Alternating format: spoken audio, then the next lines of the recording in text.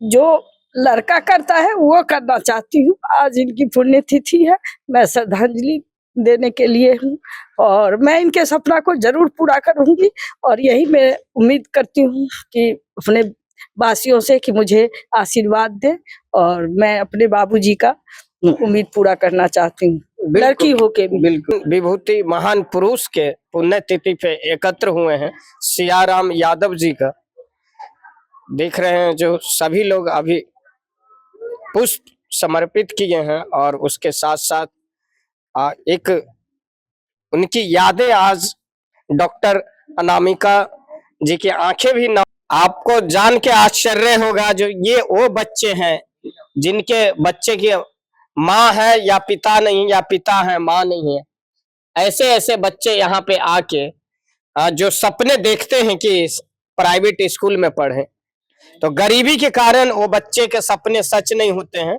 लेकिन यहाँ डॉक्टर अनामिका देवी जी अपने स्कूल में एक ऐसे विद्यालय का निर्माण की है जो गरीब भी पढ़े, गरीब फैमिली के भी बच्चे पढ़े और अमीर फैमिली का भी। बाबूजी थे और इन्होंने बहुत मुश्किल घड़ी में हम लोग बेटी होते हुए भी हम लोग को पढ़ाए लिखाए। हम 3 भाई बहन थे, एक भाई था, 2 बहन थे, जिसमें कि हमारी बहन नहीं रही, भाई नहीं रहा, मैं ही हूँ और मैं इनका सपना पूरा करना चाहती हूँ कि जो लड़का करता है वो करना चाहती हूँ। आज इनकी पुण्यतिथि है, मैं श्रद्धांजलि देने के लिए हूँ और मैं इनके सपना को जरूर पूरा करूंगी और यही मैं उम्मीद करती हूँ कि अपने वासियों से कि मुझे आशीर्वाद दे और मैं अपने बाबूजी का उम्मीद पूरा करना चाहती हूँ, लड़की होके भी। बिल्कुल। उनका नाम क्या? उनका नाम स्वर्गीय सियाराम यादव हुआ और मेरा मैके मोहम्मदपुर सकरा में पड़ता है और ये एक पुलिस के नौकरी में से सेवानिवृत्त हुए हैं, सब इंस्पेक्टर के पद से। और इनका बहुत योगदान है। जब हम लोगों को पढ़ाते थे, जब हम मैट्रिक में यहाँ समर्था हाई स्कूल से ही मैं पढ़ी लिखी, वहाँ जब हमारा एडमिशन हुआ था तो लोग देखते थे तो बोलते थे कि इस गांव से भी लड़की लोग पढ़ती है, माने लड़की लोग भी पढ़ती है क्या इस गांव से। तो मैं अपने गांव का और इस क्षेत्र का नाम रोशन करने के लिए ही आई हूँ और जितना भी हमसे बन पड़ेगा मैं सामाजिक सेवा करूंगी। मेरे पापा भी क्या करते थे, छोटे बच्चे को अपने घर में निःशुल्क जब रिटायर करके आए थे तो पढ़ाते थे और उनका जीवन इसी पढ़ाई लिखाई के साथ ही बीता।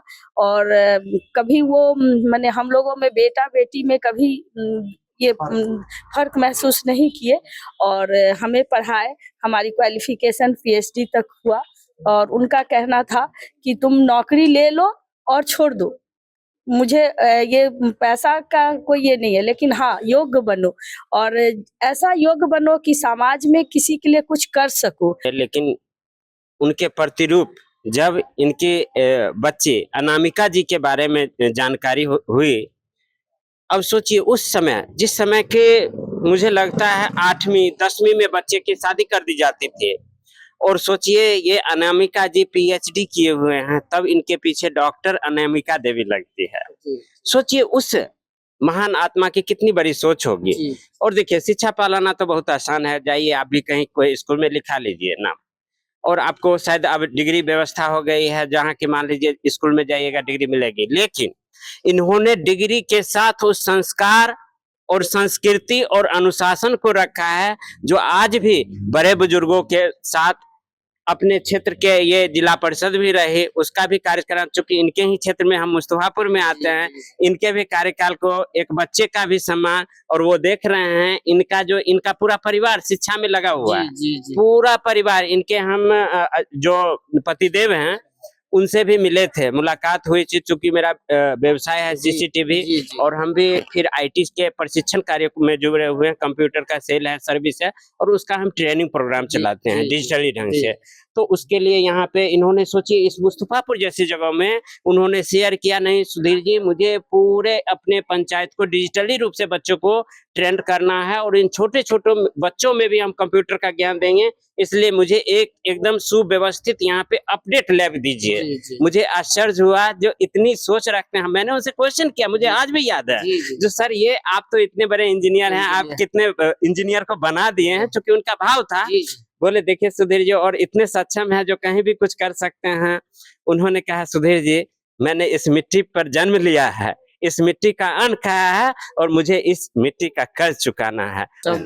जी नमस्कार, मैं उमेश पासवान दलसिंहसराय मंडल अंतर्गत आते हैं, जिला समस्तीपुर है।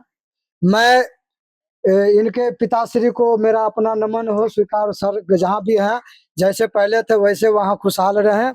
मैं अनामिका जी के बारे में बता देना चाह रहा हूँ कि हमारे सर जो स्वर्गवास चले गए हैं इनको तो मैं नहीं देखा, लेकिन अभी अभी अनामिका जी के माध्यम से हमें पता चला कि उनकी अंतिम इच्छा क्या था या उनका अपना क्या संस्कार था। वो अपनी संस्कार इनको था कि अपने जो जहाँ पे ड्यूटी थे अवकाश प्राप्त करने के बाद उन्होंने जो अभी छोटी छोटी बच्चे को देख रहे हैं यही लीला उनका भी था।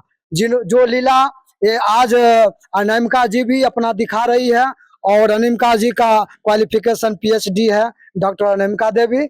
वो उनका जो सपना, इनके पिताश्री का जो सपना था कि हर बच्चे को मैं शिक्षा दूं निःशुल्क, वही सपना लेकर के श्रीमती अनामिका जी ने चल रही है। हमने देख रहे हैं कि 100-150 बच्चे हैं यहाँ पे। मैं इनको धन्यवाद देता हूँ और मैं दर्शकों को ये बताना चाहूंगा कि आप इनके साथ रहें और इनसे जो भी मदद लेना हो ये मदद करेंगे। ये तो मैम का यहाँ चल रहा है, मैम जी के पिताजी थे। हाँ देख रहे हैं जो एक और भी शिक्षण संस्थान है। मैम थोड़ा डिटेल बताएंगे। मैम इस शिक्षण संस्थान का पीछे की कहानी बताएं आप। इधर आ जाइए जी। ये शिक्षण संस्थान हमारे बाबूजी के नाम पे है, उनका नाम है सियाराम। तो उनकी ये थी कि बच्चे लोग कैसे आगे बढ़े, तो उनके ऊपर हम लोग खोले हैं इसमें। और सब 2022 में खुली थी, 22-23 में वो जो बच्चा यहाँ से पढ़ा है तो तैयारी हम लोग NIT से टीचर ला के तैयारी करवाए थे। तो ग्राम में जाके बोलते थे कि आओ तैयारी करने, तो बहुत लोग तो नहीं आए, लेकिन 5-6 बच्चे आए थे, जिसमें से 4 बच्चे compete किए और एक का रैंक थोड़ा कम था, उसका एडमिशन नहीं हो पाया। लेकिन तीन इस पॉलिटेक्निक कॉलेज जो है टवका में, उसमें अभी पढ़ रहा है और ये पहला बैच यहाँ से निकला है। और इनका जो पढ़ाई का उद्देश्य था कि चारों तरफ के बच्चे शिक्षित हों, तो उनके उद्देश्य से ही हम लोग